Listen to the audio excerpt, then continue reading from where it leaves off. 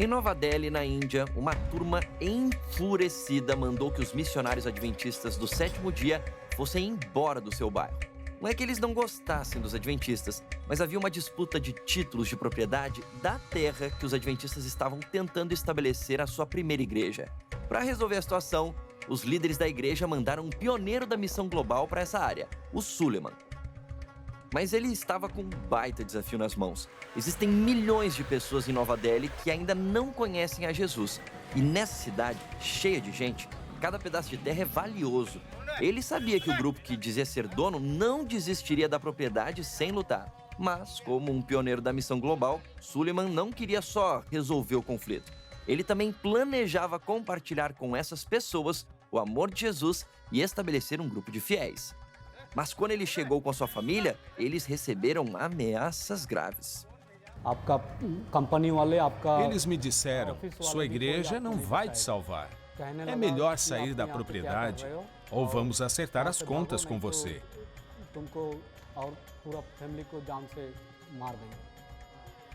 O pioneiro pediu sabedoria a Deus para resolver a situação e então foi falar com os homens que estavam fazendo as ameaças. Eu falei para eles, estou aqui para servir. Se me mandarem embora, para onde irei? O conflito de vocês é com minha administração. Deixe-me ficar aqui. Se o título de propriedade for de vocês, pelo menos alguém está cuidando da propriedade, enquanto essa questão é resolvida. Eles acharam a proposta razoável e deixaram o Suleiman ficar. Mas só se ele não mudasse nada na propriedade. Ele não teve outra escolha a não ser aceitar.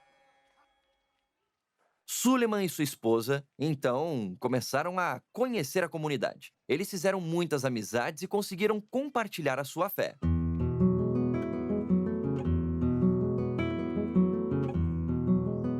Muitas pessoas se abriram para ouvir mais sobre Jesus. Um dia, eles conheceram a Sushma, a esposa de um homem que foi criado como adventista do sétimo dia.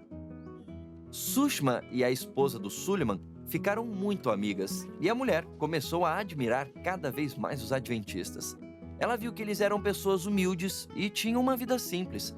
A esposa do pioneiro perguntou a Sushma se ela gostaria de aprender mais sobre a Bíblia e ela concordou. E assim eles começaram com os estudos bíblicos. Meu marido era adventista, mas eu não sabia muito sobre essa igreja. Eu nem conhecia nada sobre os adventistas antes de me casar com ele. Mas depois que o pioneiro chegou, aprendi mais sobre Jesus e sobre a igreja adventista. Por favor, orem pelo meu marido. Ele não quer vir à igreja, mesmo tendo sido adventista na infância.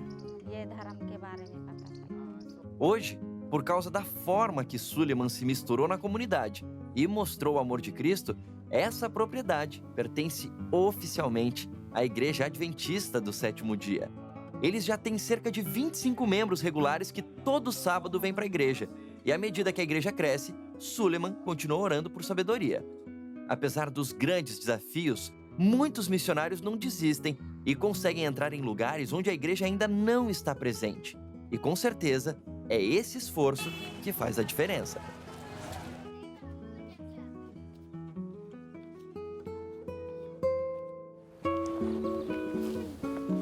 Afinal, você sabe qual a verdadeira razão da existência da igreja?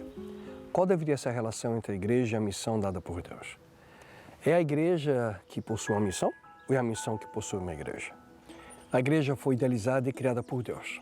Ouça com atenção aquilo que o apóstolo Paulo disse para os principais líderes cristãos da cidade de Éfeso e que está relatado ali no livro de Atos. Cuidem de vocês mesmos e de todo o rebanho sobre o qual o Espírito Santo os colocou como superintendentes para pastorearem a igreja de Deus, que ele comprou com seu próprio sangue.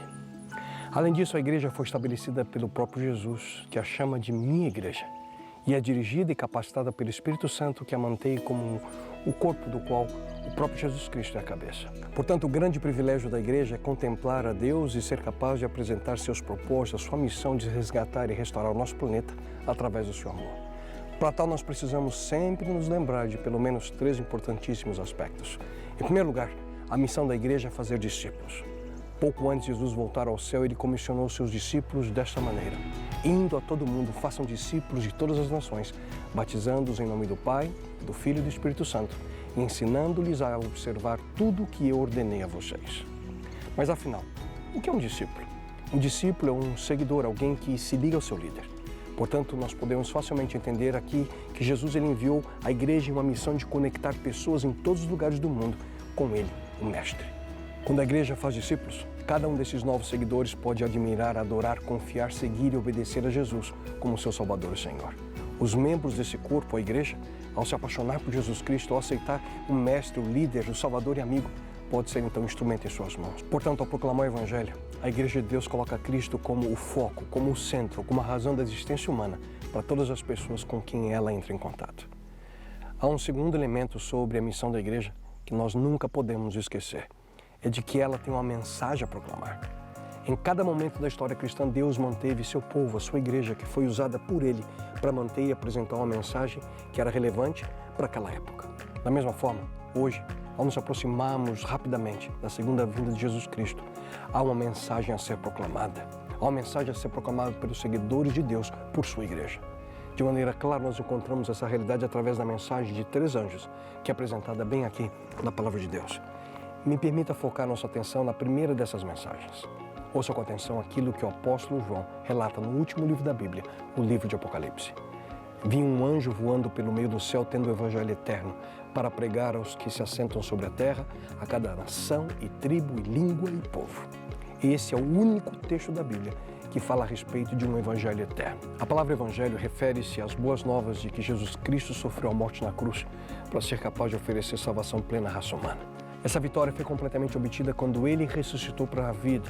Foi depois exaltado à destra de Deus no céu e aguarda seu retorno em majestade para consumar seu reino, o reino de Deus entre nós. No entanto, o fato dessa mensagem ser eterna é extremamente significativo. A visão em Apocalipse 14, na qual o anjo proclama o evangelho eterno, é uma profecia que acontecerá em sua plenitude antes do fim da história, como hoje ainda nós a conhecemos. Deus dará a toda a humanidade uma última oportunidade de afastar de sua vida de pecado e confiar em Cristo para receber o seu dom, o dom da vida eterna. E é por essa razão que esse anjo transmite o evangelho eterno a toda a terra, a toda a nação, tribo, língua e povo. Ninguém é deixado de fora. Além disso, o anjo clama em grande voz: temei a Deus e dá-lhe glória, pois é chegada a hora do seu juízo, e adorai aquele que fez o céu, e a terra, e o mar e as fontes das águas. Depois da final proclamação do evangelho eterno, Deus terminará sobre o julgamento de um mundo pecaminoso. Mas antes, Deus apela à humanidade uma última vez, para que as mentiras apresentadas pelo inimigo de nossas almas sejam rejeitadas e que a verdade eterna de Deus seja aceita. O evangelho é eterno, pois é uma mensagem imutável que dura para sempre. Falsos ensinamentos vêm e vão, mas a verdadeira palavra do Senhor permanece para sempre.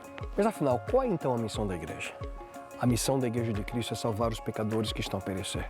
É divulgar o amor de Deus aos homens, conquistando-os para Cristo pela eficácia desse amor. E então, não quer você também ser parte dessa missão?